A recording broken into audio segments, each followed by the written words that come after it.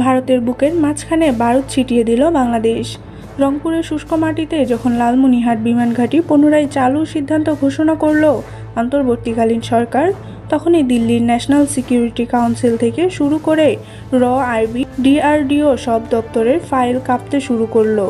এটা সরাসরি ভারতের বুকের উপরে কৌশলগত ঘটি চালানো। এবার আর বাংলাদেশ ভারতের কথায় উঠে বসা না করে বাংলাদেশ নিজেদের শর্তে চলবে, আর ভারতের শ্বাসরুদ্ধ হবে। শিলিগুড়ি করিডোরের গলায় চেপে ধরা শুরু হয়ে গেছে। এই বিমান ঘাঁটির অবস্থান এক কথায় ভারতের দুঃস্বপ্ন। শিলিগুড়ি করিডোর যেটা ভারতের জন্য জীবনরেখা, ঠিক সেই করিডোরের অদূরেই দাঁড়িয়ে যাচ্ছে বাংলাদেশের সামরিক শক্তির এক নতুন কেন্দ্র। একটা ঘাঁটি দিয়ে যদি পুরো উত্তর পূর্ব ভারতের rail line, highway, satellite tower, সামরিক ডিপো ও যোগাযোগ ব্যবস্থা পর্যবেক্ষণ করা যায়, তাহলে সেটা বন্ধুত্ব না, সেটা হবে কৌশলগত শাসন। আর বাংলাদেশ এবার সেই খেলায় ঢুকে পড়েছে। একটানা দাদাগিরি খাওয়া বাংলাদেশের পিঠ এখন দেওয়ালে ঠেকে গেছে, বরং সে এখন দেওয়াল গুটিয়ে সামনেই এগোবে। দীর্ঘ সময় ধরে লালমনিরহাট ছিল অবহেলিত। 1957 সালে যে বিশাল জমি বিমান বাহিনীর নামে অধিগ্রহণ হয়েছিল তা পড়েছিল ধুলোয় ঢাকা। বিএনপি, আওয়ামী লীগ যারাই ক্ষমতায় এসেছে কেউই এই ঘাঁটিকে কার্যকর করার সাহস দেখায়নি, কারণ দিল্লির ভয় ছিল তাদের গলায় বাঁধা শেকল।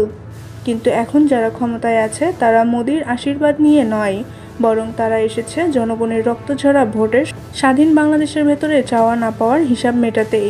আর তাই দেরিতে হলেও এই ঘাঁটি সচল হচ্ছে, এবং সেই ঘোষণায় দিল্লির অন্তর্বর্তী তাপমাত্রা 5 ডিগ্রি বেড়ে গেছে। ভারতের কাছে লালমনিরহাট মানেই সরাসরি হুমকি, কারণ ভারত সবসময় চেয়েছে বাংলাদেশের সামরিক ক্ষমতা থাকুক ঢাকার মধ্যে সীমাবদ্ধ, উত্তরবঙ্গ যেন অপারেটিভ দিক থেকে দুর্বল থাকে। কিন্তু কেন? কারণ এখানে ভারতের গলার শিরা শিলিগুড়ি করিডোর। এই করিডোরের নির্ভর করেই ভারতের 7টি রাজ্যের সঙ্গে যোগাযোগ। আর যদি বাংলাদেশ লালমনিরহাট পূর্ণাঙ্গ এয়ার ডিফেন্স জোন তৈরি হয়, তাহলে দিল্লি থেকে ডিব্রুগড় পর্যন্ত রুট একটানা নজরদারির আওতায় চলে আসবে, আর সেটা ভারতের জন্য মৃত্যুবরণের সমান। এয়ারবেস নির্মাণের পাশাপাশি এখানে স্থাপন করা হচ্ছে আন্তর্জাতিক মানের এভিয়েশন ও অ্যারোস্পেস বিশ্ববিদ্যালয়। বাংলাদেশ এবার শুধু যুদ্ধবিমান উড়াবে না, নিজেই বানাবে। আর একবার যদি বাংলাদেশ নিজস্ব ড্রোন, এয়ার ডিফেন্স রাডার, ক্ষেপণাস্ত্র ব্যবস্থা ও কম্ব্যাট সিস্টেম তৈরি করতে শেখে, তাহলে ভারতের হাওয়া বন্ধ হয়ে যাবে। তারা আর ঠাকুরগাঁও দিয়ে ট্যাঙ্ক শো করে লাভ পাবে না, কারণ তখন আকাশ থেকেই তাদের তৎপরতা ধ্বংস হবে। ভারত এখন চীনের নাম টেনে প্রচারণা চালাচ্ছে। চীনের বিনিয়োগ আসছে বাংলাদেশে, নাকি কলোনি হয়ে যাচ্ছে। এই কথাগুলো বলে ভারতের মিডিয়া নিজেদের অক্ষমতা ঢাকতে চাচ্ছে। প্রশ্ন হলো, চীন যদি অর্থায়ন করে প্রযুক্তি দেয়, বেসামরিক সামরিক মিশ্র অবকাঠামো গড়ে দেয়, তাতে ভারতের সমস্যা কোথায়? কারণ সমস্যা ভারতের মনস্তত্ত্বে। তারা এখনও ভাবছে বাংলাদেশকে নিয়ন্ত্রণ করতে পারবে। তারা এখনও 1975-এর মতো মানসিকতায় আটকে আছে। অথচ বাস্তবতা হলো এখন বাংলাদেশ নিজের ক্ষমতায় দাঁড়াতে জানে, নিজের বন্ধু বেছে নিতে নিজেই জানে। এই প্রকল্পে সৌদি আরবের বিনিয়োগ ঘোষণা ভারতের চূড়ান্ত হারে যাওয়ার ঘোষণা। কারণ এতদিন পর্যন্ত ভারতের ধারণা ছিল ইসলামিক দেশগুলো পাকিস্তান ছাড়া আর কাউকে সাহায্য করবে না। এখন দেখা যাচ্ছে সৌদি কেবল সহযোগিতাই করছে না, বরং $5 বিলিয়ন মতো বিনিয়োগের প্রস্তাব দিয়েছে। কাতারও আগ্রহ দেখিয়েছে। এটা ভূ রাজনীতির ছক উল্টে ফেলার ঘোষণা।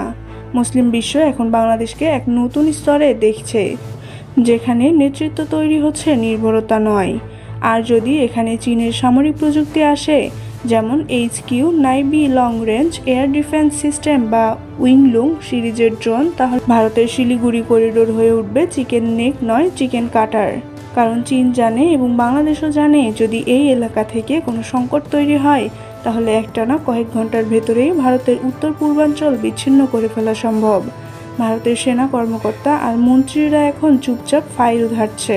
তারা জানে বাংলাদেশকে চাপে রাখতে হলে এতদিনে ব্যবহার করা চাপ, দম, লোভ, মিথ্যা বন্ধুত্ব এখন আর চলবে না।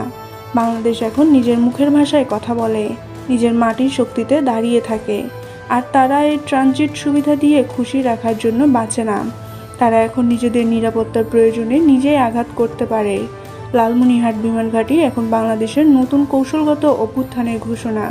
যখন ভারত তার গোটা উত্তর পূর্বাঞ্চলের নিরাপত্তার একটি সরু করিডোরের উপর নির্ভর করে রেখে দিয়েছে, তখন বাংলাদেশকে সেই করিডোরের গলা চেপে ধরার মতো অবস্থান চলে এসেছে। এই বার্তাটি এখন পুরো বিশ্বে পৌঁছে গেছে। বাংলাদেশের এই ঘাঁটি চালু মানে স্পষ্টভাবে আন্তর্জাতিক মঞ্চে একটি ঘোষণা, বাংলাদেশ আর কারো মসজিদে বাঁচে না। নিজের দেশের মাটি, আকাশ, সমুদ্র সবকিছু নিয়ন্ত্রণ নিজে রাখে।